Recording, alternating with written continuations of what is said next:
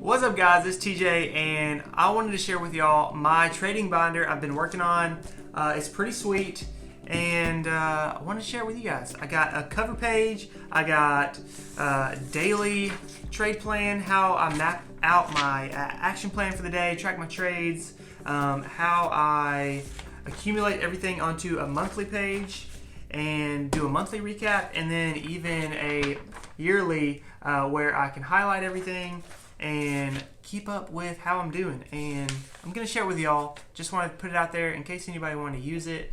So yeah, take advantage of it. If you need any templates to help track your trades, I'm gonna show you guys real quick just what it looks like. So here is the cover for the binder that I made. So every day before I open my computer, before I start looking at charts, before I even open the binder to grab out a blank daily trade sheet, I read the cover of the binder before I open it up.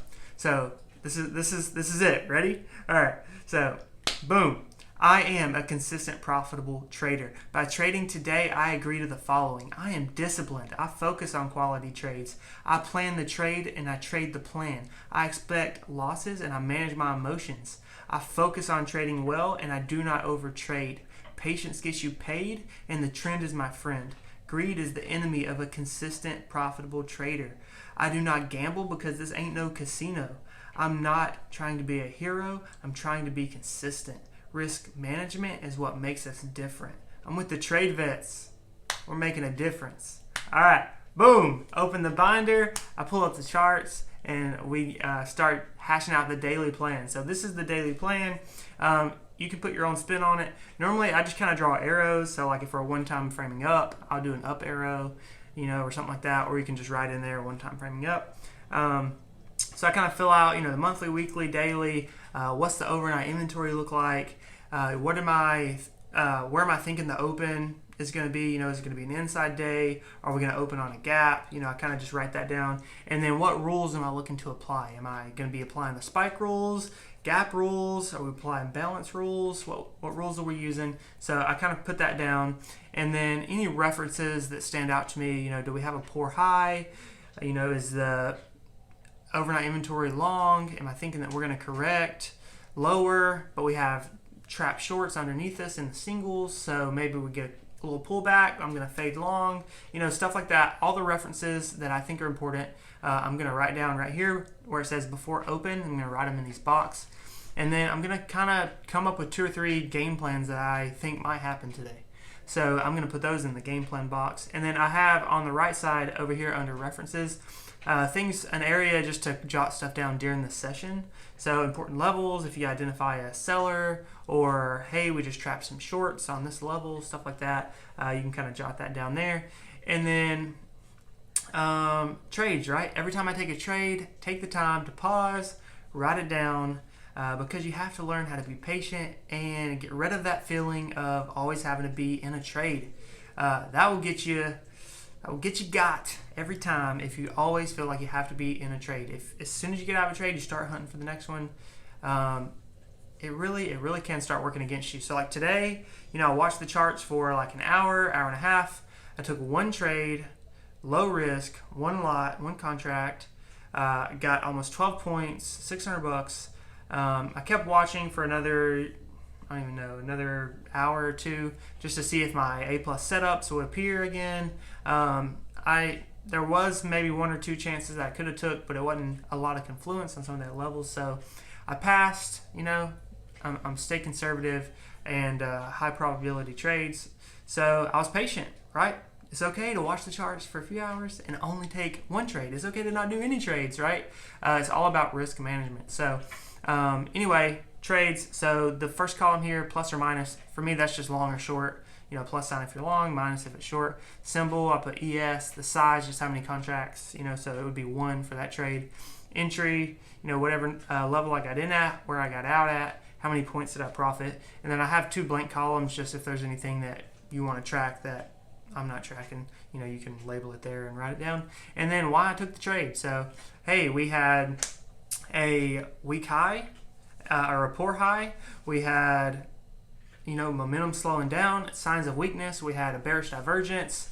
I took my strategy that I'd already predefined, my A+ setup. I had a tight stop right above previous day's high, and I rode the momentum down, and it was a great trade. So anyway, you mark all your trades down, and then at the end of the day, I do the daily recap, right? The gray box on the bottom. So hey, how many points did you get? What was your gross profit, your fees, your net profit? How many trades did you take? And then your win-loss percentage. Those are just the things that I thought were worth tracking. And then I write down reflection, okay? Reflecting back, how did I do? Even if I won the trade, did I execute like I should have?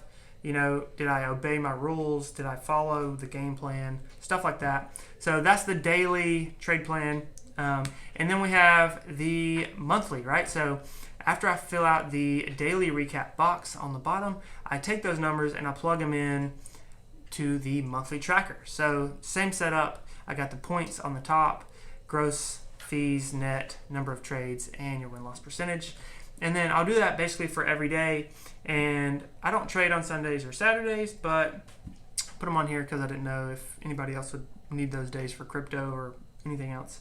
But anyway, after you fill out that week, I have a column on the right side for weekly recap, right? So you can add up your points and everything and see how you did for the week, right? And then I can do that for every week and then just add up the weekly recap columns for once the month's over, and I can get my monthly recap, right? So every number basically I just add up in the weekly recap column, right? Like points, gross, fees, net, and number of trades.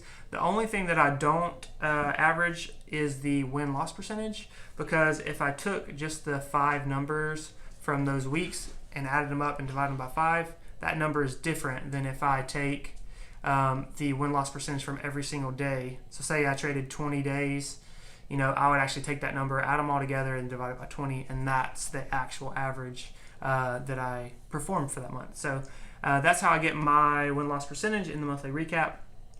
So after the month's over, I take the numbers I wrote down in this monthly recap box, and then I'm going to put those in on the yearly sheet, on the yearly tracker. So this is what that looks like. I have it split up into quarters. So there's only 2 quarters. Jeez, why do you keep doing that to me? There's only 3 quarters. Sorry, Q3 and Q4. This computer's jacking me up. I don't know why it keeps going back to the monthly tracker. Like, what's going on here? Jeez. All right. Q3 and Q4 is left. So basically what I'm doing is I'm going to have a green highlighter and a red highlighter, and I'm just going to highlight the number, of that date, if it was a green day or a red day. So quick visual, on how I did for color-coded for that month. So for July, I would have 17 green and 3 red. That's how I did for July. And then next to it right here is the same stuff that you track in the gray boxes. So you got points, gross, fees, net, number of trades, and win-loss percentage. And then you do that for each of the months, and then got a little Q3 recap column on the right where you can see how you did for the quarter. And same thing for Q4. And then at the end, same as on the last one, you add those up and you got how you did for the year. So I just did this for 2022, and yeah, we'll do more updated sheets for 2023. So I'll have a link that is connected to Dropbox where I have all the PDFs, so you guys can print them out. And then basically all you have to do is whenever you go to print, just make sure you hit, see how it like squishes it all together right here? Make sure you hit fill entire page, and that'll help it fill out. And then I do have some gap on the left side right here because I have it to where I hole punch it and put it in the binder. So and I googled it because I wasn't sure how many sheets of paper can you fit in one binder. So a 1-inch binder, which is what I have right now, you can fit 175 pages. So that'll be good for the end of the year. So if you don't have a binder, go to Walmart, grab you a $1 1-inch binder, and start tracking your stuff. If you're not consistent and you're not tracking your trades, that's step 1. So make sure you're doing that. So I hope that helps.